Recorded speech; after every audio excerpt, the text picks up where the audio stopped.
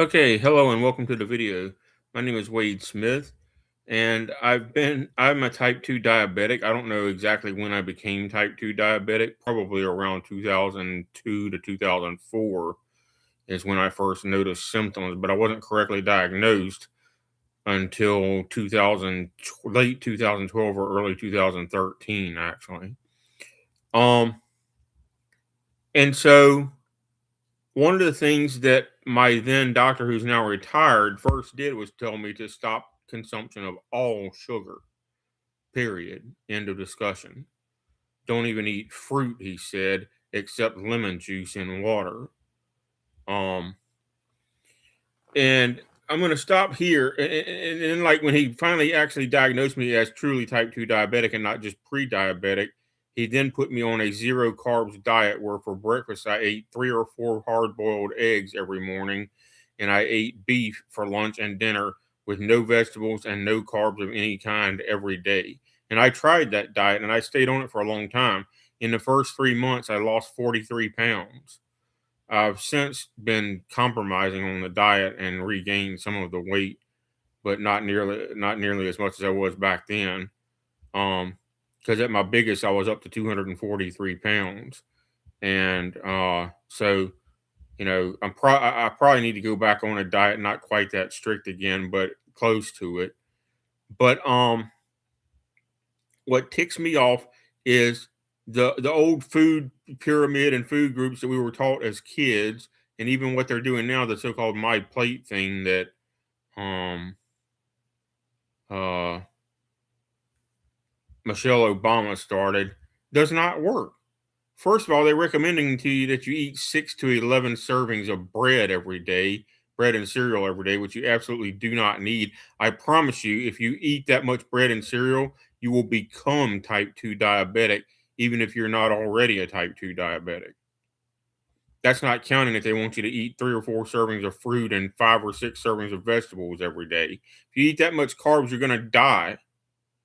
Your kidneys will give out and you'll become type 2 diabetic and you'll be on insulin for the rest of your life. And I know because I've tried it both ways. I've tried high carb intake diets, and I've tried with no meat, and I've tried the opposite, and I've tried the vegetable only crap, and I've tried the meat. And the meat works, and the other stuff does not work.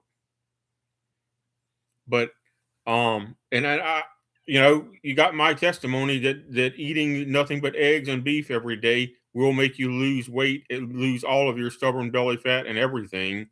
Although, like I said, I've gained some of it back because I've been lackadaisical about the diet lately. But I tested it for 3 months and I lost 43 pounds in the first 3 months. Now, and then some people argue that it's more expensive to eat meat. It actually is not, because when you eat meat, you get almost everything that you need from the meat. You just take a vitamin B12 tablet, a super complex vitamin B12 tablet. I cannot take true multivitamins because they actually have too much of everything in them. They definitely have too much calcium and too much iron in them, and it causes it to build up in my bloodstream and be toxic to me. So I can't take multivitamins. Um,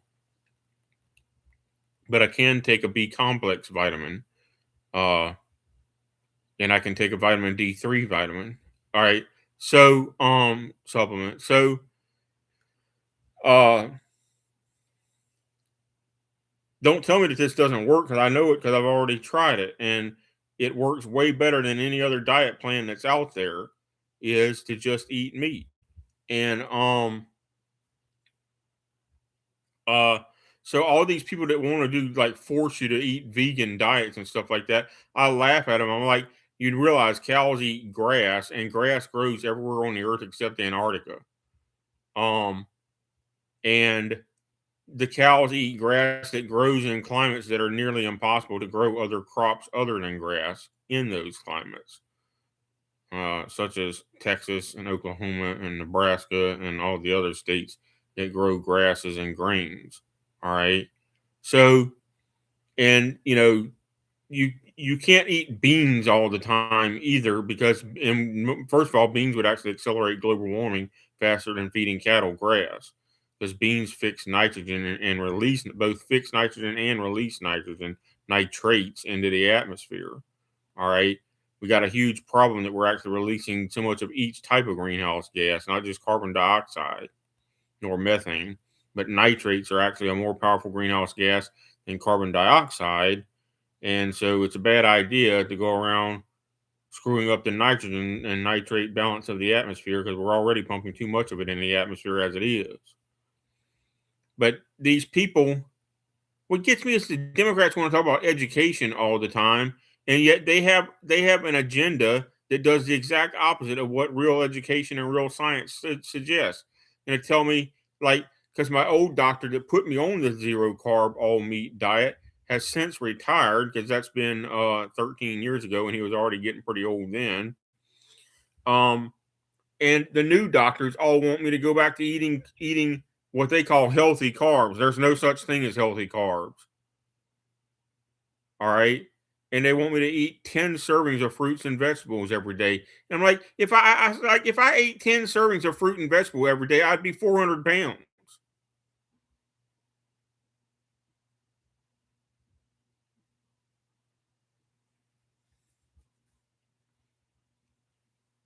As it stands, most days I do not even eat 2,000 calories.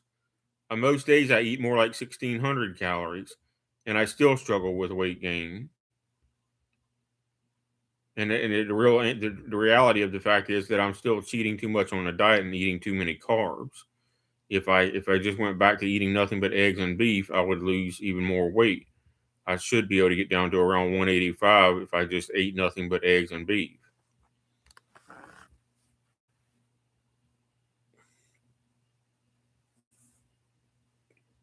But yeah, eating 6 to 10 servings of bread and cereal every day is a recipe for making yourself type 2 diabetic. Because all carbs and starches and whatnot turn into sugar, glucose mainly, in the bloodstream. And here's another thing: those energy drinks that claim to be low calorie or zero or low sugar, that's a false claim.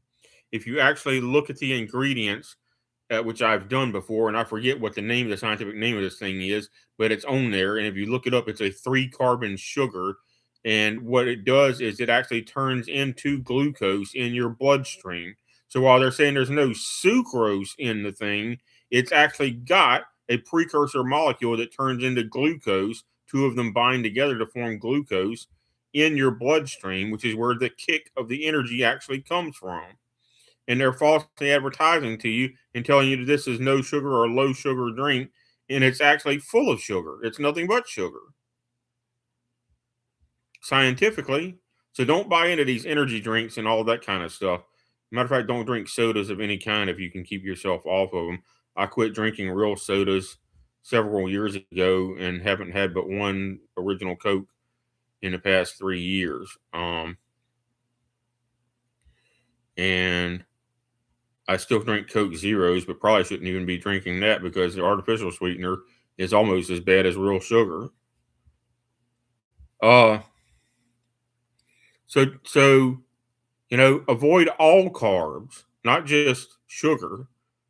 Avoid your carbs, your starches, and all of that kind of stuff. It's bad for you. Uh,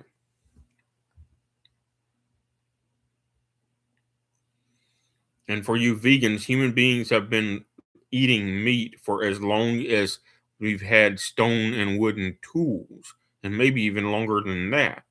So don't tell me that we're evolved to eat plants when we've been eating meat for at least 45,000 to 50,000 years, if not a lot longer than that. In fact, based on the oldest uh, previous species of humans that lived on the earth, uh, they found wooden spears that might be as much as 2.2 million years old in South Africa, associated with one fossil site for I think it's denosivans, but it might be some other D word for precursor human species. But anyway, they've apparently had wooden spears with stone tips for 2.2 million years, which was for hunting animals. So humans have always eaten meat. Even the precursor species of humans have always eaten meat. So you're not going to teach the whole population to stop eating meat when we're genetically driven to eat meat. And if we don't eat meat, we get type 2 diabetes.